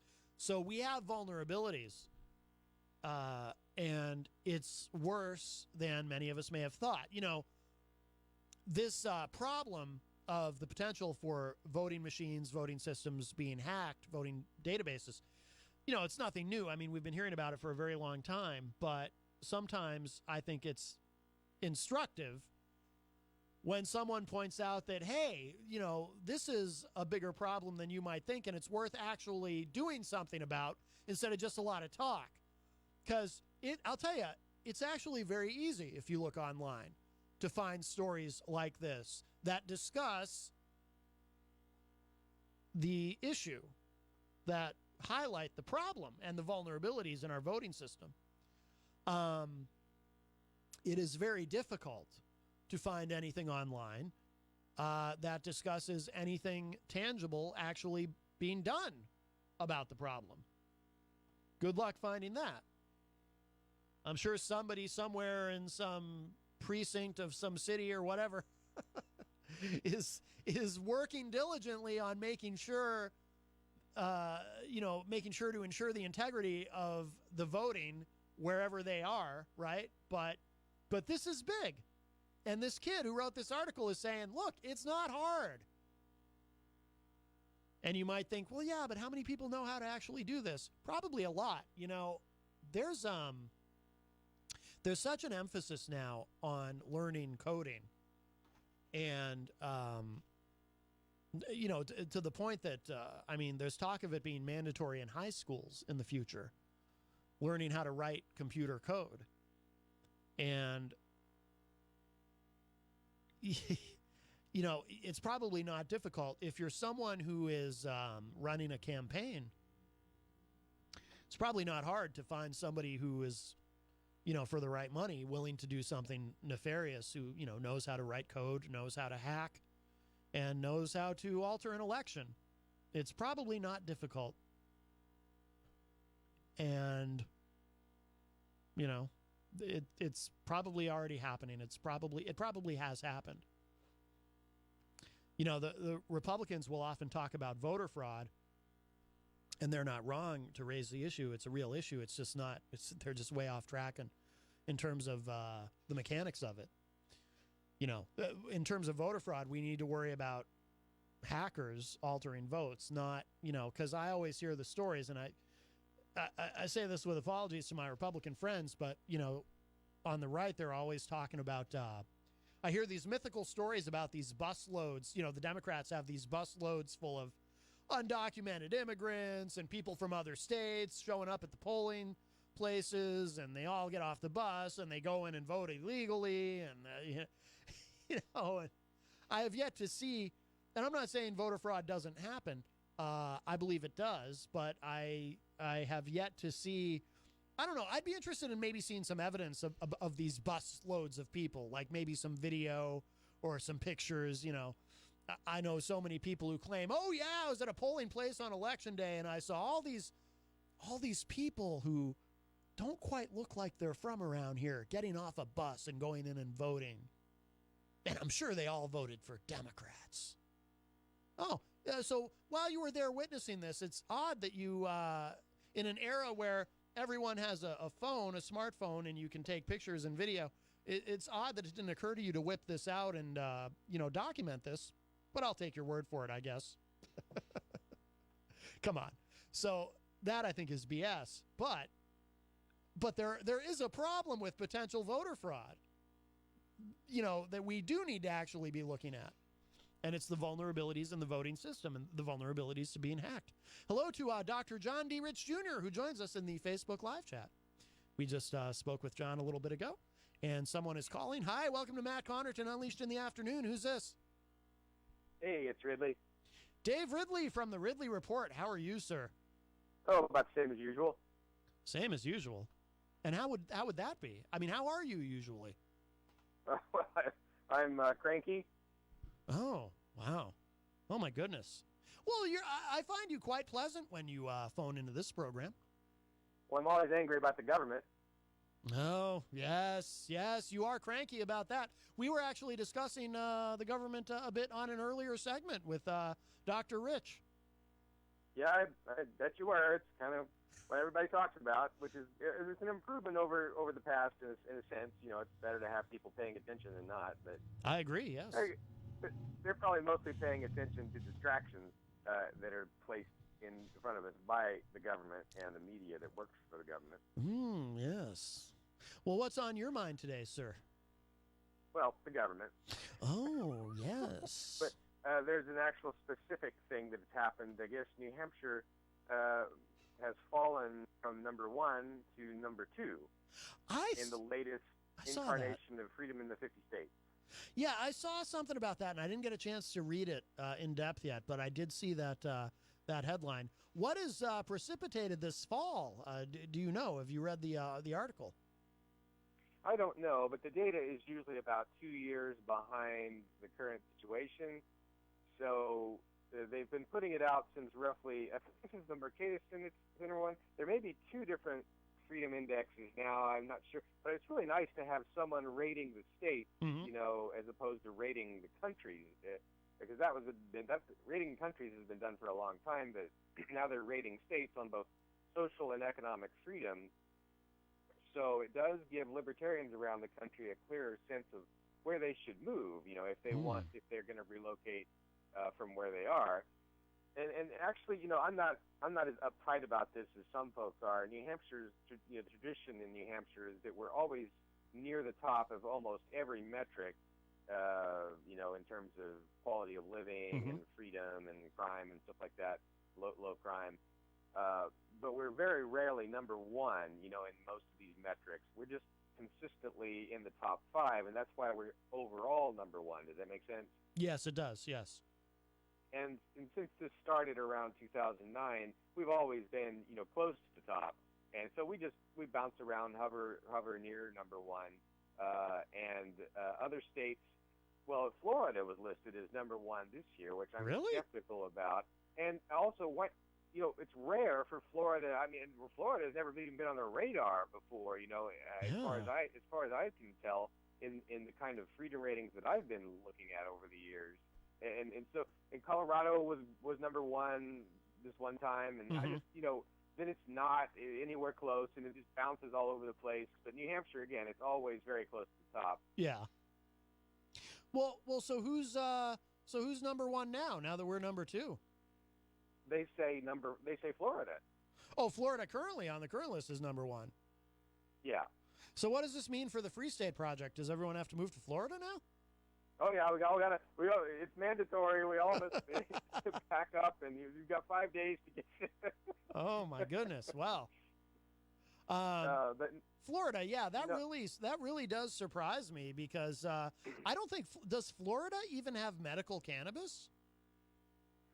I don't think so. I've never heard any indication that they would be, below average or anything like that. If I think about Florida, I can't even name anything in Florida that's wildly crazy authoritarian compared to the other states. Yeah. But still, it's not. It's, again, like I said, I've been studying freedom in the states for 15 years because I had to make a decision, which state I was going to vote for, which state I was going to move to. And I studied this backwards and forwards, which is the best place to be, for freedom in the United States. And it took me 2 years back in 2003 to figure out that it was New Hampshire. It was obvious by the time I'd finished about 2 years of studying it. And that doesn't just Florida was never on anyone's radar. It wasn't until today, and I bet next 2 years from now when they put out the next study, it's going to be off the radar again, would be my suspicion. I guess my perception, and perhaps my perception is very false, but I guess I just kind of assume that because Florida has kind of an older population, because so many people go there for retirement and whatnot, that that they would tend to be more, shall we say, well, again, like I said, I don't think they even have medical cannabis there, so I would think they would tend to be a little more authoritarian in their government because older people tend to be more conservative, not as open to libertarian ideas and so forth. And I've heard that the gun laws there are pretty strict, but I'm no expert in that, so maybe I'm just wrong. Maybe all my perceptions are wrong, but I would not have expected Florida. Well, one thing I guess to keep in mind is if you look at New Hampshire, there's this mythology surrounding Massachusetts immigrants, and it claims that, well, they're authoritarian and they come in here and they vote for bigger government, and the statistics do not bear that out. Of course, there are not an unlimited number of statistics to go on, but there were two important ones. There was a Union Leader poll around 2005 that indicated that most of the Massachusetts immigrants were voting Republican, and that's not necessarily pro-freedom. But in New Hampshire, if you vote for Republicans at the local, I should say the state level anyway, where we can monitor it, the Republicans at the state level in New Hampshire do tend to be more libertarian than the Democrats at the state level. Mm-hmm. And because Republicans may be closer to being pro-war and big spenders on war, but the state's not waging war, so it gets set aside at the state level for the most part. And so anyway, that's one mark in favor of the Massachusetts immigrants. And the second thing is, if you look at Jason Soren's ideological map of New Hampshire, which rates how authoritarian or libertarian the state rep voting patterns were in 2004, again, it shows the border areas, the places where Massachusetts residents are most likely to move. Those are that's where you see the most black. So black indicates like a highly libertarian voting record on the part of state reps. And back in those days, it was the Henry McElroys and the Dick Marples and the people like that who lived, in Nashua or Hooksett or places like that along the South. This is where you saw this really deep black voting set of voting patterns among state reps. And again, I guess I don't know if those two ever lived in Massachusetts, but that's the if the Massachusetts residents were such a problem, then you would see authoritarian voting pattern probably in the southern part of the state. Mm-hmm. So again, I think the Massachusetts immigrants are exonerated to some extent. Yeah, that's interesting. I'm sorry, that was leading me to another point, and I got too verbose. But what were you going to say? I was just going to say I pulled up freedomin50states.org, and just without, it gets very detailed if you want to look at it, but just without getting too deep into it, I just by kind of scanning through it, it looks like regulatory policy in Florida is not terribly burdensome, and I kind of get the impression, again, just glancing at this, that's why that's what's kind of propelled them to the top of the list as most free. There's just not a lot of regulation there. The other thing is maybe what's happening, if you look at the history of New Hampshire, so despite the fact that people are complaining about immigrants, the history of New Hampshire is that Massachusetts immigrants, at least, tend to be helping us secure our freedoms, it appears. And so the same thing could be happening in Florida, where you have a lot of immigrants from the northern states. That's maybe true. That actually is not a bad thing, because maybe the people who are immigrating are the ones who are trying to escape taxes, and they will tend to vote for candidates that lower regulations. I would not have thought this, about you watch Seinfeld. You think about the the people that moved to New York to Florida in the Seinfeld series. You would think of them as being authoritarians, but basically we don't know. I mean, it could be that Florida is experiencing the same kind of benefits from immigration, internal immigration, that New Hampshire has experienced. That could be. Yeah. Well, very interesting. All right. Well, so we have fallen to number 2. Dave Ridley, anything else on your mind today? Well, there are always many things on my mind, but I'll call back on a separate occasion to talk about them separately. All righty. And oh, wait. Actually, there is one more thing that is related to what I called in about. Oh, yes. I just have to find it here. Let's see. So this is Aaron Day that was posting about this, and he had some other statistics that were interesting. He's one of the Libertarian Party candidates for governor. Yes, actually, I interviewed Aaron on the show. That was a couple months ago now, I think, but hopefully he'll be back on soon. I like Aaron a lot. So he says, quote, and again, he's talking about this 2-year period following the ratings that you're looking at. He says, quote, 2017, 2018 was the worst legislative session in almost 10 years I've been here. We increased the size of government and expanded Obamacare for 5 years. The little wins that we chalk up don't impact the overall growth in the size of government. Spending has outpaced population growth by 30x over the past 30 years, adjusted for inflation. I remember him saying that on the show, and I was surprised, yeah. So that's the thing. I'm really glad that he's paying attention to the big picture and not these little symbolic wins and losses. Almost everyone makes that mistake of like, I like Governor Sununu because he smiled at me, or I like him because he lets me carry a gun now. Well, these are important things, but they're just one thing. A human brain can't process. If you just go through a bunch of anecdotal evidence, your brain cannot process that. That's why humans have to have statistics. We need numbers. We need the overall thing. Yeah. And really what it comes down to when you're governor, you're responsible for the number of the percentage of growth in government or the percentage of decrease. That's your responsibility. If it's going up, you're the bad guy. I mean, if it's going up more than usual, I guess, then you're someone that really should be voted again. Yeah. Well, that's a lot. You've given us a lot to think about today, Dave Ridley. Time to figure these things out. So from my guess, seems to be going up and going up more than it should. Right. All right, Dave. Well, anything else? Anything else you have for us today?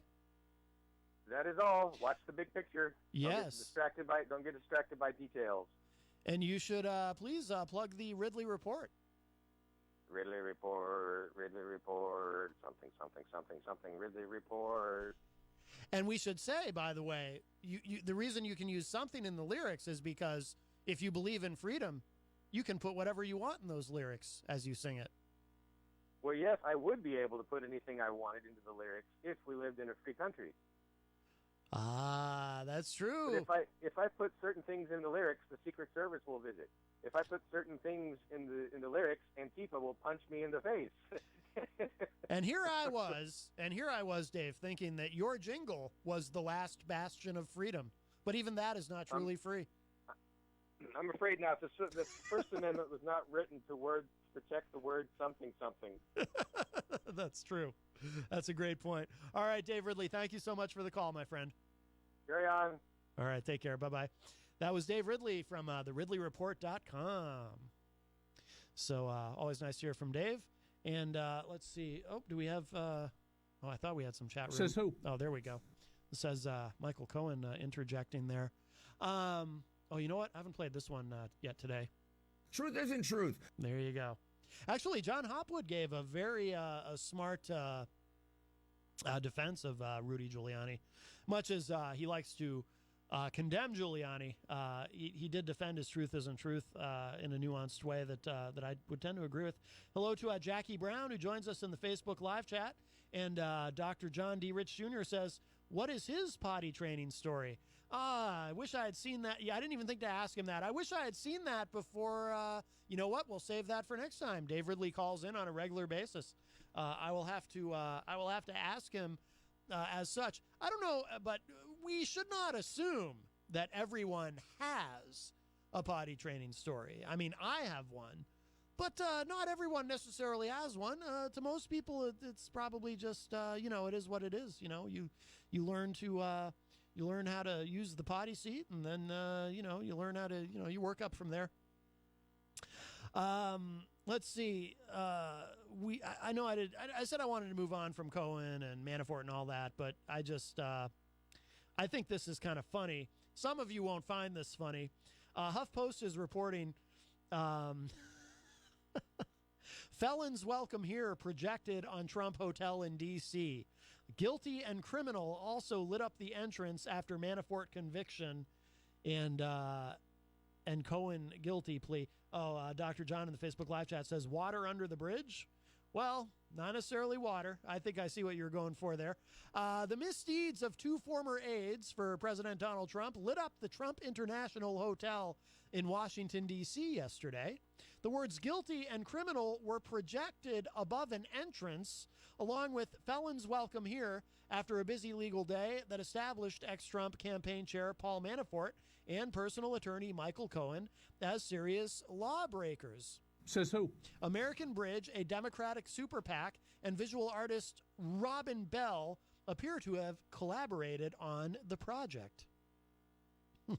Bell's glowing handiwork, which has included calling Trump a pig and a racist, has illuminated the hotel on several occasions. Bell told the AP, quote, one of the secrets to what we do and how we've been able to pull it off is that we're transparent. We're not hiding anything, unquote. Earlier in the day, a jury convicted ex-Trump campaign manager Paul Manafort of tax and bank fraud, and former Trump personal attorney Michael Cohen pleaded guilty to illegally interfering in the 2016 election at the behest of his client. And we have a call, perhaps someone with a potty training story. We'll find out.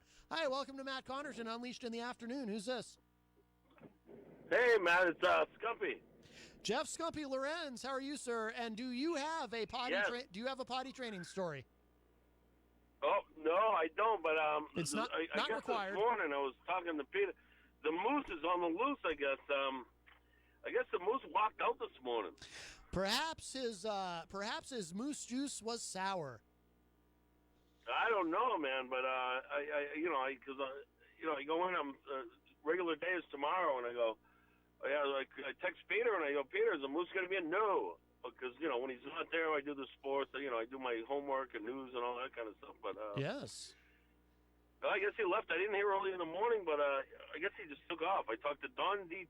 Tibbetts, and he says, oh, no, the moose walked out about 10 minutes into the show. He said, you can just leave, and he did. He left it.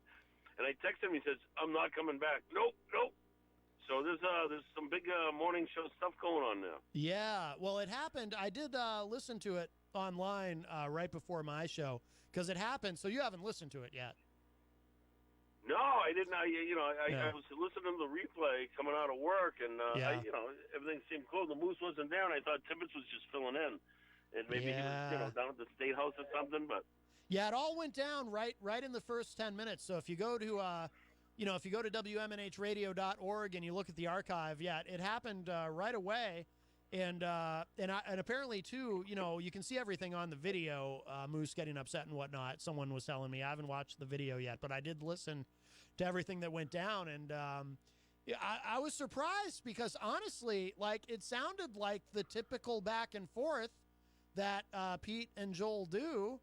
And exactly, that's what they do. He rags on him, he gets him upset, and then they're best friends 2 minutes later. Right, but I always thought, my perception of all that was, they're best friends even while it's happening, because while it sounds like, it sounds like the moose is getting really upset, he's actually, he's playing it up a little bit and having fun and whatnot, and it's not genuine anger. It's, he's kind of getting into the character in a way, But now, now I'm wondering, now I think back and I question, has there been genuine anger with all these arguments over the years? I wonder now, I wonder the same thing, is you've been pushing his buttons a little too hard over, for so long, and it's finally the moose, you know what? Screw this. I don't know. I love the Moose. The Moose is a character. He makes that show.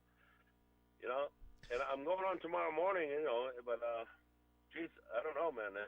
The Peter and the Moose. You need the Moose there. Come on.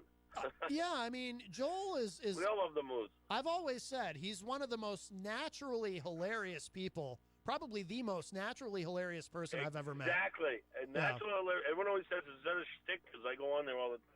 No, it's not. That's the Moose. That is the Moose. It really is. And he is genuine. He's the way he is. And he is. He's hysterical. He's an entertainer. He really is. He's great at it.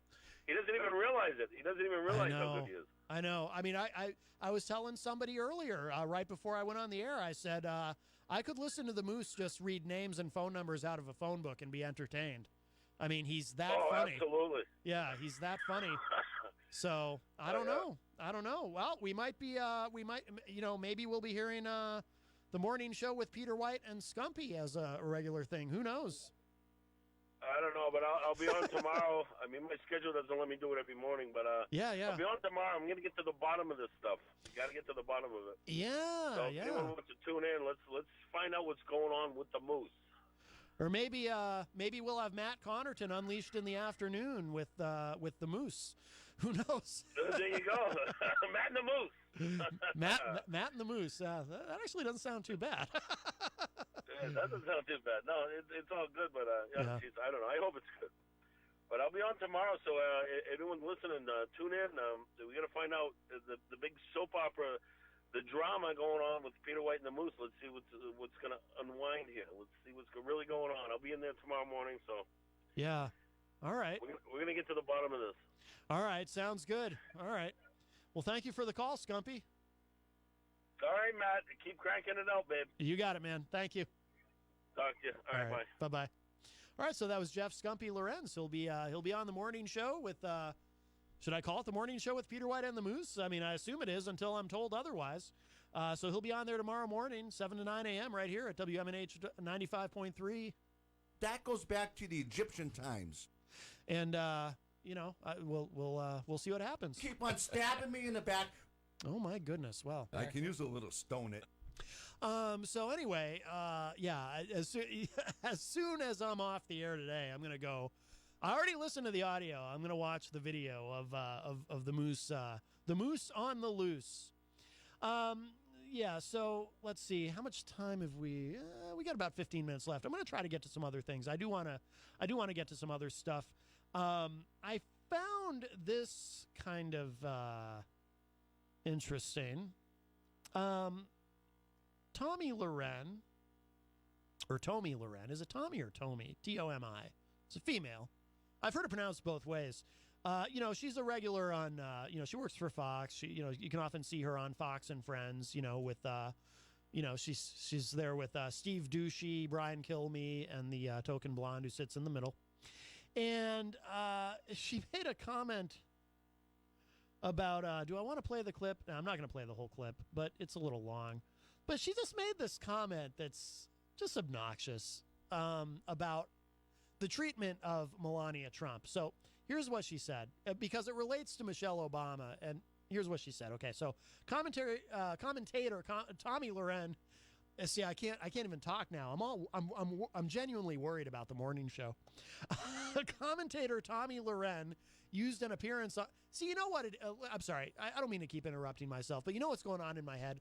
So, I like seeing fighting like on shows, on whether it's cable news shows when you see a really good argument, or I love one of my favorite things on YouTube to listen to. Every once in a while, I'll go back and listen to it.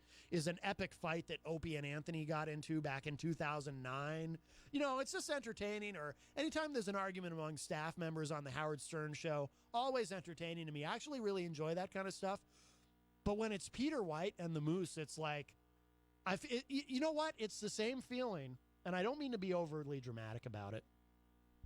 But honestly, like when I was listening to that audio, I swear to God, I'm not saying this to be funny. I sincerely mean this. When I was listening to the audio of what happened on the show this morning, it was not unlike the feeling I would have when I was a little kid and I would hear my parents arguing. And I know a lot of people can relate to that. That can be that can be actually quite traumatizing, right? When you're little and you're in your bed at night and you hear your mom and dad fighting, that can be just an awful feeling. Because as long as it's people I don't know, I think it's entertaining. Or the neighbors, if the neighbors are having an argument or something out in the street, which may or may not be a reference to something that was going on just recently in my neighborhood. I actually think that's fascinating to watch. I don't know why. I don't know what that says about me that I enjoy that, but I do. But hearing Peter White and the Moose argue and like a real argument, not like a hilarious radio argument, it does. It's like hearing my parents fight. It's like, because these are people I love and care about, and I want them to stay together. I don't want them to get a divorce. I want them to be together on the radio from 7 to 9 every morning. So it's like, it's that kind of feeling. Keep on stabbing me in the back. Yeah, I mean, it's, Anyway, all right, so we'll get back to this. Now I'm getting emotional. I think I'm going to cry. No, I'm kidding. I'm not getting that emotional. But I do feel bad. I genuinely do feel bad. Hopefully it'll all work out. I don't know. Scumpy's going to get to the bottom of it. All right. It's like legitimately bumming me out all of a sudden. All right.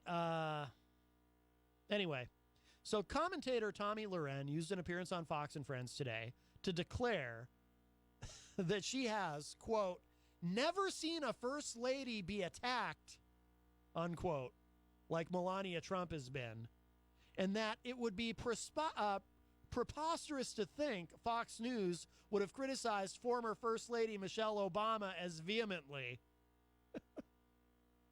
Quote, I have never seen a First Lady be attacked like this, like Melania Trump has, for the good works and the good deeds that she has done, unquote. Okay. Oh, Chuck Gosson in the Facebook live chat says, you just echoed the sentiments of many, many listeners, Matt. Thank you. Yes. Thank you. We need to draft a petition. Save the moose. I'm going to write a song. I'm going to write a folk song called Save the Moose. People would think it was about, like, is the moose an endangered species? But it's really about Joel the Moose Elber, the best newsman in the business. I stand by that. No, but Tommy Loren makes this comment, and it's like Michelle Obama, nobody ever treated Michelle Obama poorly on Fox News. And you know what the first thing that popped into my head was? You know what the very first thing that popped into my head was reading that comment? Well, actually, couple things. First of all, I don't think anyone in the media is actually mean to Melania. I think there's a lot of sympathy for Melania. We make fun of her sometimes because she has this whole anti-cyberbullying initiative. Meanwhile, she's married to the biggest cyberbully on the planet, right? So there's, irony much, okay? But I think overall, I think people actually have a lot of sympathy for Melania, and I think people respect her. But Fox News would never have treated Michelle Obama as horribly as Melania is treated by the mainstream media. So here's the first thing that popped into my mind. The first thing that popped into my mind was back during the 2008 campaign when Michelle Obama and Barack Obama did a fist bump as Michelle Obama was introducing Barack at a campaign event, and Fox News actually referred to it as a terrorist fist bump. And no, I'm not... that's not just some stupid thing Bill O'Reilly said on his show. This is how they were reporting on it, that the fist bump between Barack and Michelle Obama was a terrorist fist bump. So Fox News said that Michelle was a terrorist, okay, number one. Now, granted, maybe that doesn't count because that was before she was actually First Lady. That was during the campaign. But still, that's pretty bad, okay? Also, too, I remember around the same time them running a news story about Michelle Obama specifically, where at the bottom of the screen the graphic referred to Obama's baby mama. That's kind of disrespectful, isn't it? Let's see. Oh, yes, and this definitely happened when Michelle Obama was First Lady. One of Michelle Obama's passions, because every first lady has certain initiatives and certain causes that they try to get behind. One of Michelle Obama's passions was trying to get Americans to eat better, to improve their nutrition. And so she pursued that publicly and did public service announcements and, held events at the White House and whatnot. And conservatives went nuts over that. I can't tell you how many, just absurd things, like something as just non-polarizing and not even remotely ideological as trying to encourage people to eat healthy. And I saw, my Republican friends on social media just going nuts saying things like, how dare Michelle Obama try to tell us what to eat? And this is clearly socialism, and she just wants to shove vegetables down everyone's throats, and just the craziest stuff. And of course, Fox News was extremely critical of, they were critical of her at every turn, and they would find the most absurd things to criticize her for. And then Tommy Loren goes, oh, I can't imagine Michelle Obama taking this kind of criticism. So it's absurd on two levels. Number one, Fox News called Michelle Obama a terrorist. And number two, again, I don't see a lot of criticism for Melania Trump at all. I think people feel a lot of sympathy for her. I think a lot of people, like myself, feel like she never even wanted to be First Lady because, the stories are out there, and I believe them, that Trump actually told her, don't worry, I'm not going to win. I'm not going to actually be president. Because, if you're a longtime listener, you know my theory. I don't think Trump ever expected to be president. I don't think he ever wanted to be president. I still think this entire thing was a publicity stunt that just got wildly out of control, and he ended up president. So, and she doesn't, honestly, she doesn't look like she's having a good time. Now, she did take some I think, legitimate criticism but again, this was legitimate criticism. When she went to the border to visit with kids who were being detained at the border, and she wore that jacket that said, what did it say on the back of it? Do I look like I care? I think, or I don't really care, or something like that. That was a very strange fashion choice to wear to any kind of event. So she received some criticism for that, that I think was perfectly valid. But even that, I mean, some of the criticism online that I saw of her, people were saying things like, her, whoever's in charge of, her chief of staff or whatever, the First Lady's chief of staff should have been fired for allowing that to happen or something. Someone on her staff should have been held accountable for not saying to the First Lady at some point, Mrs. Trump, this might not be a good fashion choice to wear to an event where you're, supposed to be showing sympathy for these children who are being held in detention while they're separated from their families. So I think that was pretty, I think that was pretty ridiculous. Anna Navarro, who is a Republican strategist, but she's also a never-Trumper, she tweeted in response to Tommy Loren, on vacay, and I swore I'd stay off political Twitter, but damn, girlfriend's lack of self-awareness and any sense of shame for her husband's use of the presidency to bully others is hard to ignore. Only plausible explanation here is Melania suffered oxygen deprivation to the brain. So Anna Navarro actually is directly criticizing Melania. In hitting back at Navarro, Tommy Loren said, can you imagine if we would sit here and attack? Oh, okay, so this is what, I'm sorry, that was before Tommy Loren said what she said. So Anna Navarro's tweet was not in response to what Tommy Loren said, but rather it's what precipitated what Tommy Loren said. So it was in response to that Tommy Loren said, can you imagine if we would sit here and attack Michelle Obama? And then in this article from HuffPost, they give all kinds of examples of how Fox News has attacked and ridiculed and been pretty nasty to Michelle Obama during the 8 years of her presidency. So there you go. All right, so we are almost out of time. Of course, this is Matt Connarton, Unleashed in the Afternoon. Thank you to Dr. John D. Rich Jr. for calling in earlier. Appreciate that. And Dave Ridley for calling. And, of course, everybody in the Facebook live chat. And if you missed any part of today's show, it will be up in just a little bit at WMNHradio.org. Says who? Where we do archive, says me, Michael Cohen, where we do archive all the programs at WMNHradio.org so you can listen to them at your leisure. And, of course, you can always access the video, too, here on the Matt Connarton Unleashed Facebook page. And I will be back tomorrow, of course. We're live 4 to 6 here on WMNH 95.3, streaming at WMNHradio.org. See, I'm stumbling on my words again because I'm, I don't know, I'm bummed out about what happened this morning. Here, let's leave you with something fun. This is, I've played this on the show before, but I think it's very, very relevant to some of what's going on now. Here it is. This is by, this is another one of my favorite YouTubers, Roy Zimmerman. This is called The Shady Bunch to wrap up today's Matt Connarton Unleashed in the Afternoon, and I'll talk at y'all a little bit later. Bye, everybody. Here's the story of a shameless grifter and the con men who were running his campaign. Says who? They were sucking on the teat of Mother Russia and also of Ukraine.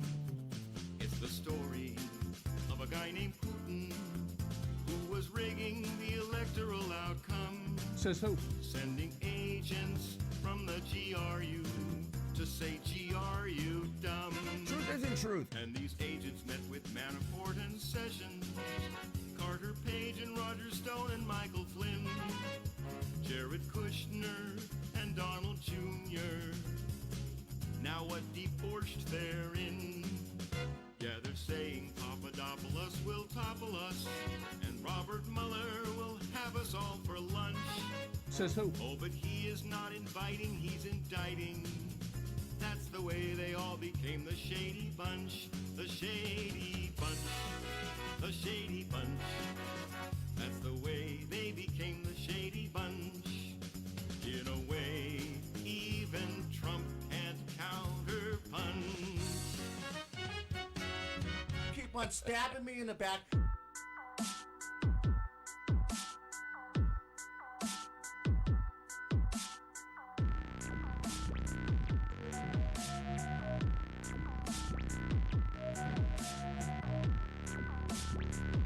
One of these witch hunts where you just walk out of your front door and all the witches are just landing in your front lawn. Right there in the yard.